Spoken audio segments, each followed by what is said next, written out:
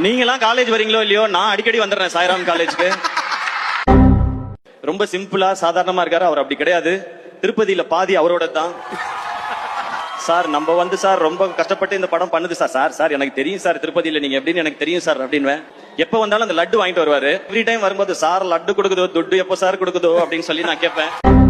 Sir shot ready sir அப்படின்னு கூட்டு போவாப்ல. அந்த ஷாட் எல்லாம் எப்படி இருக்குன்னா 80 அடி ஹைட்ல ரோப்ல தொங்குறது. இந்த பாலத்துல இருந்து நீங்க குதிக்கிற மாதிரி ஷாட். ஐயோ, பக்கத்துல அவரு ரோப்ல வந்து என்ன தாண்டி போயிட்டு இருக்காரு.